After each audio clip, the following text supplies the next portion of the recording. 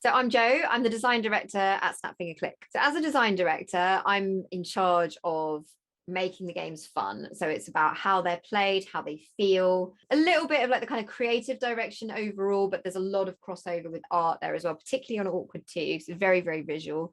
So we've got a great art team working on Awkward 2, coming up with all of the kind of look and feel of it. A lot of that does cross over with design, but my main job is to look after the gameplay mechanics, so what you're actually doing in the game, also the content, so the kind of questions that you're going to get asked. Also been getting involved in a lot of the voiceover as well, which has been a lot of fun. Awkward 2 is the sequel to Awkward. What were the actual origins of Awkward and the concept of it as a whole? So the first Awkward is a really interesting story because at Snap! We were trying to come up with new ideas, new party games, and a lot of the inspiration that we take is often from real world examples. So things that we know are fun to do in the real world, and how can we kind of build a game up around that and recreate that feeling. So Awkward actually came about, when we were coming up with it, I was in my sort of late 20s, early 30s, and my friends at the time, I was chatting a lot with them, and their husbands, people they've been with for a long time in a relationship.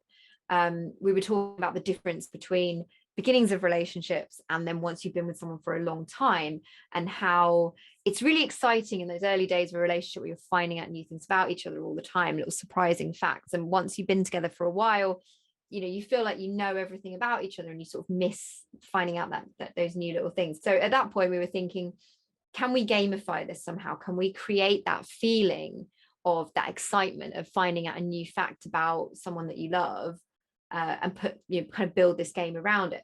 So that's where it came from, this idea that we come up with a question that's about something that you wouldn't normally talk about potentially, and put in these two completely polar opposite answers, very difficult questions sometimes. So you might get a question, like, would you rather have 0 children or 10 children?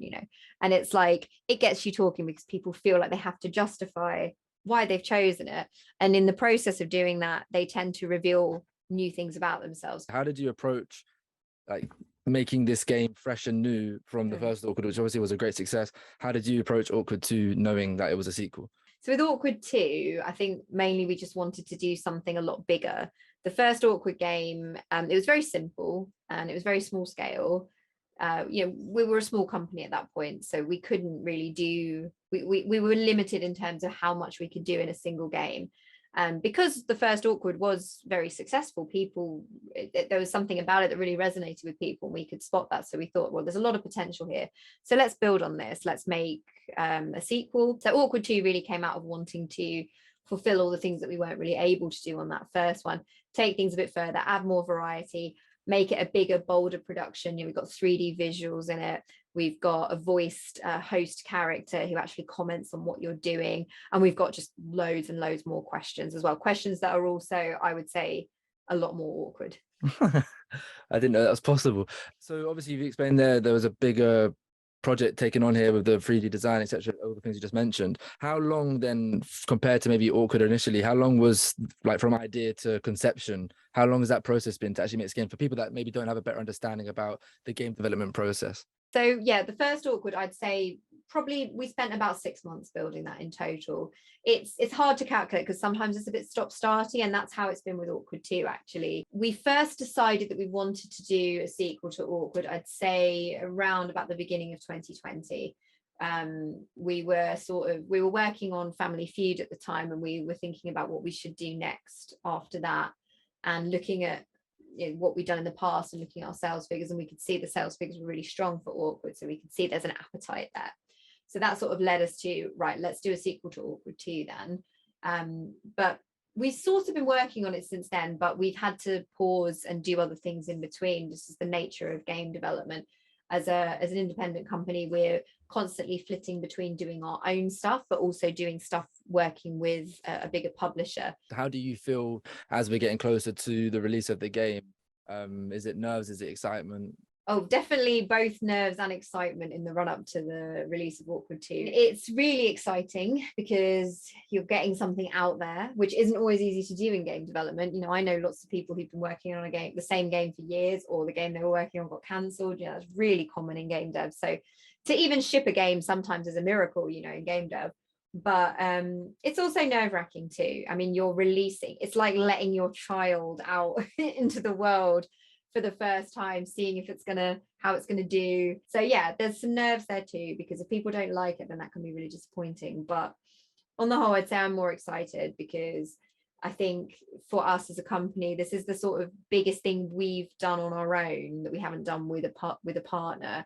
I think it's very different to anything that's out there too. You know, there aren't many games in this space that are in that kind of mature adult kind of party game space. There's a lot of board games, but you don't see many video games. It's very exciting, but definitely nerve-wracking too. There's going to be new elements, new features to this game. What is some of those, if you're able to disclose any of that, and what is your personal favorite new feature to Awkward 2 compared to Awkward? I mean, Awkward 2 is a lot bigger than the first Awkward. It's I think the first Awkward was very much built around this one mechanic of these kind of binary questions. With Awkward 2, one of the big things we wanted to do was just add a lot more variety and different types of questions. So we actually have different rounds in Awkward that ask questions in different formats and get you to play in slightly different ways. So we have one round, for example, called What's Your Number?, which asks you not to choose an answer, but to actually enter a number, so a numerical answer. So you might get a question like, I don't know, on a scale of 0 to 100, how smart do you think you are, or something like that. And you enter your answer, what you think, and all your friends are trying to guess what you would say. It was actually a really interesting one to prototype, because I don't always know when I'm prototyping if something's going to be fun. And I do remember when I came up with this one, thinking it might not be interesting enough, it might be a bit dull just entering numbers, you know, is that fun enough? But actually it really surprised me. It turned out that it is really fun, because it can vary so much, because some people can write, you know, something on one end of the spectrum, and then all your friends are guessing on the complete other end of the spectrum. And because you can judge that, because it's numerical and you can sort of score people based on how close they are, it makes it quite a compelling round. There was definitely a lot of challenges with getting it right, but I think that one is possibly the most awkward of all the rounds in that respect, because you've got almost a complete open answer there. We've also got a round that involves emojis. I won't give away too much, but that one has been quite interesting as well. And the final round is very, very chaotic in a good way, and very fun. So there's a lot going on. I would say my favorite new feature though is probably the addition of our co-host. So anyone who's played the first Awkward knows that we have a host character called Wick. There's not much known about Wick. He's a bit mysterious, but he's a bit grumpy and foul-mouthed, and we didn't really flesh him out that much in the first game. But in the second game, you get a little bit more of a background on Wick. You get to find out that he's actually a demigod, and he's trying to collect the souls of humans, and he's putting them through this kind of test, if you like, this kind of game. And he has a co-host, a sort of sidekick character called Momus, who has quite a large role in this game. So she's also a demigod.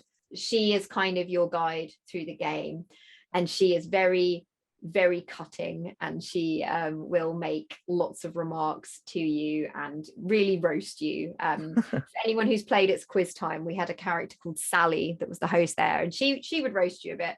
Momus is like 10 times more harsh than Sally, I would say. God. So she has been a lot of fun to write for.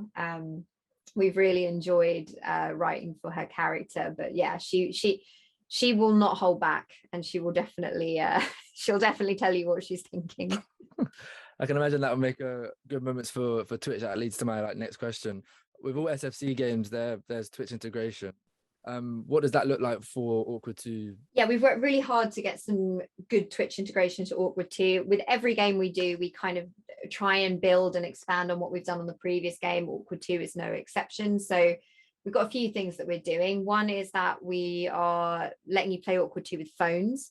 So sort of, you know, we've done this before with It's Quiz Time, but this time you won't need an app. You can just do it through a website. But we're also not limiting how many people can join. So you're going to be able to join with a lot more than just, you know, the 8 players that we had on It's Quiz Time. You'll be able to join with a lot more. And we also have a Twitch chat mode as well as the phone. So for people who don't want to use their phone or can't join with the phone, or are already watching Twitch on their phone, as many people are, there will be a mode that you can enable where the viewers can join in and vote and play along. It's very similar to the first Awkward as well, but with expanded features, going to be lots more stats and lots more things going on. So it's going to be a lot bigger and a lot bolder. You as a Twitch viewer will be able to join in as an individual player, or you'll be able to join in the chat, and kind of very similar to the first game, but expanded. So there's quite a lot going on with Twitch. Yeah, it's going to be probably, I would say, our biggest sort of Twitch integrated title yet. Obviously, in Awkward 1, there was the questions, and that now in this Awkward, there are over 7,000 questions. Just out of curiosity, who comes up with all these questions? Well, we've had quite a few people getting involved with the question writing. So I've been writing a lot of them. Flo, who's one of your co-hosts, she has been writing a lot of them. We've also had a couple of people that we've brought in. We have a guy called Danny who's written for us on a few games previously. He's written some of them. We also had a new writer this year called Jocelyn. She's written quite a lot. So it's really a team effort, but I would say one of the main reasons that we've been able to get more Awkward this time is that Awkward 2 has been a bit stop-starty in the terms that we've been jumping into other games. It's actually given us a lot more time to write the content. And I know Flo does this as well, but with me, I constantly think of new Awkward questions. Just when I'm walking to the shops or I'm in the shower, I'm like, that would be a good question. Sometimes I literally think of one when I'm about to go to sleep, and I roll over and I grab my phone and I quickly make a note. So that extra time has just sort of given us more time to polish that content. And I think also just having the extra heads. In the first Awkward, it was just me and Danny, and that was it. And now we've got 4 writers on Awkward 2. So we've been able to get a lot of different people thinking about things, and like the bigger the team, the more brains, the more diverse backgrounds that people have come from, that's given us that opportunity to come up with more ideas, basically. So yeah, we've got a lot of content. We've been quite harsh in like terms of what we think should make the cut, but yeah, it surprised me how well we've done in coming up with more content, because that was one of my first concerns about Awkward 2, is that we've had 5,000 questions on that first game. How can we ever top that, but it has just come. I think, yeah, there's a sort of inexhaustible supply of awkward situations if you keep thinking about it. There's a new collectible system, so there wasn't that in Awkward 1 to my knowledge. Can you tell us more about the Egg of Destiny? Obviously that's on the Steam wishlist page that you can check right now. There's information on it, but can you tell us anything more about it? Yeah, I mean again, it was just about wanting to expand the game a bit more, give people a reason to keep coming back, give them something to work towards. And I think also just like the Egg of Destiny is just a really cool feature. Like we've got a demo coming out soon, so you will see a little snippet of it there, but it is very cool visually, like what it does and how it looks. It's a lot of fun. But yeah, it was wanting to have more things going on. The first Awkward game, there wasn't a lot of progression really. Yeah, obviously you could play more questions, we had achievements and stuff like that, but for people who like building up their progress, something to show for continually playing the game, there wasn't really anything like that in the first Awkward. It's also been a good excuse to put more things in the game, so you can unlock a various set of things. We've got avatars in this game, which yeah, are very cool. We've got a lot of them, so you won't have them all from the beginning, and you'll be able to unlock a lot of them. We're also going to unlock the ability to play the rounds individually, so you can unlock the rounds as a kind of individual standalone things. You can sort of build your own game with your favorite rounds. And we're also going to have a few sort of behind the scenes type stuff as well, so a few little facts and maybe some like early concept art and stuff like that you'll be able to see if you manage to unlock them. This is making me more excited for the game than I already was. At the time of releasing this, as you mentioned there, the demo will be out. What are you hoping for from the feedback from the demo overall? Well, we want to know what people think, obviously. If they've got any thoughts, anything that's that they would suggest. We're very interested in what our community think, and we like to listen to what they've got to say about things. So their thoughts on that's going to be really important in terms of making sure it's an enjoyable experience.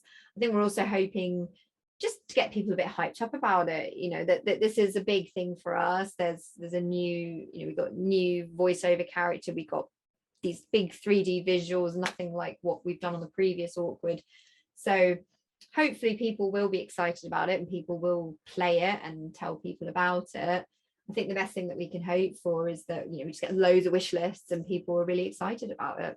There we have it. Thank you for watching this Snap Finger Click video on our upcoming game, Awkward 2. We'd really appreciate if you could wishlist the game on Steam. The link is in the bio. And as you heard at the end of the video, there will be a demo coming very, very soon. So make sure you check that one out and give us some feedback in our Discord. Again, all the links are in the bio. Thanks for watching this video, and we'll see you when we see you.